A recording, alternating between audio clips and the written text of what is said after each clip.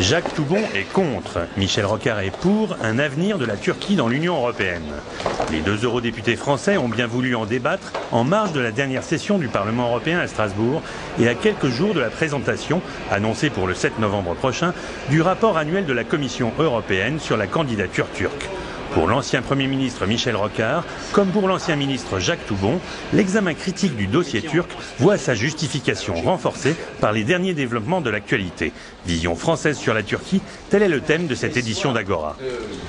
C'est clair que, par exemple, le rappel de l'ambassadeur de Turquie à Washington, parce que la Commission des Affaires étrangères de la Chambre des représentants a voté la reconnaissance du génocide arménien, ça veut très clairement dire le refus de revisiter son histoire.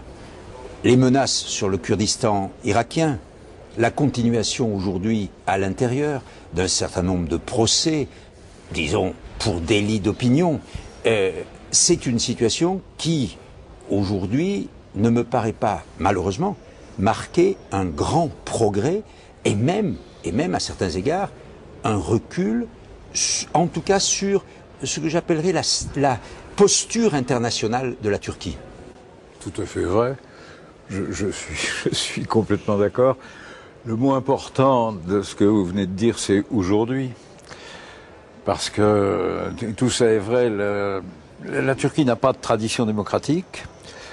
Elle est donc affligée comme quelques autres pays, dans lesquels d'ailleurs sont en train de sombrer les États-Unis, mais dans lesquels il y a Israël, qui ont un culte de l'armée et de la force excessif par rapport à ce qu'on peut attendre d'une armée ou de l'intervention de force pour régler des problèmes.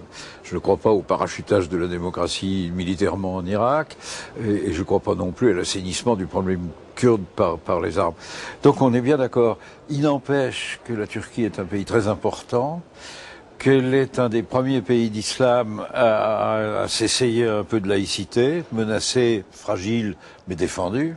Et énergiquement, et que la position qu'elle a su prendre depuis le début du conflit du Moyen-Orient, qui est un peu équilibrée et arbitrale, est très importante pour la paix d'avenir. En plus, il y a à côté de la Turquie 5 républiques pétrolières anciennes soviétiques qui parlent turc et qui sont partagées entre 3 influences, une influence intégriste islamique dangereuse, tueuse, une influence mafieuse, concussionnaire, laïque, mais alcoolique, celle du système hérité, et puis l'influence turque.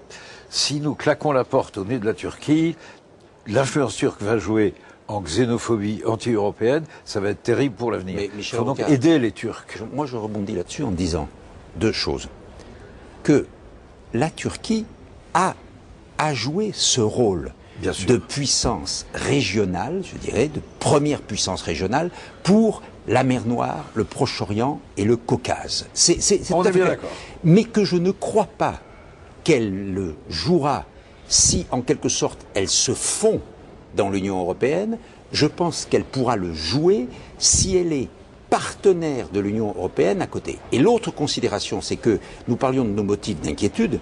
Je pense que l'évolution intérieure, je veux dire l'évolution constitutionnelle qui vient de se produire à la suite de la victoire très large, et il faut le dire démocratique, de l'AKP. Les élections se sont très bien passées. Mais cette victoire qui entraîne des évolutions constitutionnelles, je suis un peu inquiet, parce que aujourd'hui, je dirais qu'on essaye de payer tribut aux principes laïques. Mais par exemple, l'élection du président au suffrage universel, n'est-elle pas uniquement faite pour faire sauter les verrous laïques qui, aujourd'hui, s'opposent à une sorte de islamisation de la République? Moi, je suis très inquiet du ralentissement réformateur qu'on observe chez Erdogan, qui, il y a 4 ou 5 ans, faisait tous les 6 mois passer un paquet législatif considérable, suppression de la peine de mort, interdiction de la torture à la police. C'est fini depuis 2 ans. C'est fini depuis 2 ans. C'est maintenant très ralenti. Ça ne veut pas dire que ça ne peut pas repartir, parce que les forces qui ont provoqué ça sont toujours à l'œuvre. Et ce que dit Erdogan et Gül, l'actuel président, c'est nous voulons faire des des démocrates musulmans comme il y a des démocrates chrétiens. Son image est la CDU allemande. C'est une image qui mérite qu'on s'y intéresse. Et je crois que les forces démocratiques sont les forces capitalistes, sont les forces économiques et sont sa formidable communauté intellectuelle. Oui. Quand on rencontre les intellectuels turcs, on se sent en Europe. Enfin, ils sont élevés comme nous. Je connais les gens du cinéma, par exemple, et absolument, je peux dire la même chose. Tout à fait étonnant. Or, la perspective de l'adhésion est créatrice d'un flux d'investissement étranger vers la Turquie, c'est-à-dire aide à ça, et renforce les forces qui jouent dans le bon sens et qui peuvent devenir majoritaires sur la période. Si nous fermons cette porte, nous asphyxions ces forces et nous interdisons à ce mécanisme de jouer, on renvoie la Turquie à ses archaïsmes. On est dans un processus où on essaye à la fois d'attirer la Turquie vers nous et vers nos valeurs démocratiques, ce qui est une bonne chose. On essaye en même temps, très clairement, de faire des affaires avec elle. Mais que... Ce qui est aussi une bonne chose. Ce qui est aussi une bonne chose, et pour elle et pour nous. Mais, très franchement, j'ai le sentiment que beaucoup de gens ont, sur la Turquie, disons, une position hypocrite. Et c'est en ce sens que je trouve que la position de quelqu'un comme Sarkozy, ou une autre position à nous, ici, dans ce Parlement, les députés européens, UMP, qui est une position claire. Nous ne pensons pas que la Turquie doit adhérer à l'Union européenne. Cela ne nous paraît pas conforme à notre projet d'Europe politique, et nous pensons qu'elle doit être dans une situation de partenariat, et donc nous en tirons un certain nombre de conséquences, par exemple, sur ne pas ouvrir un certain nombre de chapitres de négociations qui sont liés à l'adhésion elle-même, l'union monétaire, la politique régionale ou des choses comme ça.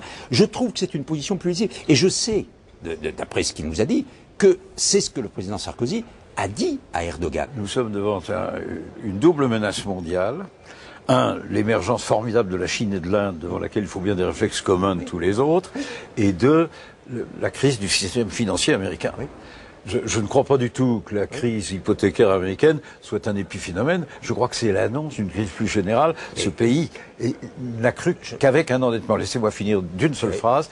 Et je pense que nous allons vers une période extrêmement dure, les 3, 4, 5 ans qui viennent, où la réponse sera européenne en alternative. Moi, c'est dans et ce là, sens. Les Turcs seront à nos côtés. Moi, c'est dans ce sens que je le dis. Je pense que de la même façon que l'Europe s'est créée face à l'Union soviétique dans la guerre froide, je pense qu'aujourd'hui, c'est dans la mondialisation, avec ses chances et ses échecs, que l'Europe peut trouver, en quelque sorte, le levier de sa personnalité et de son projet.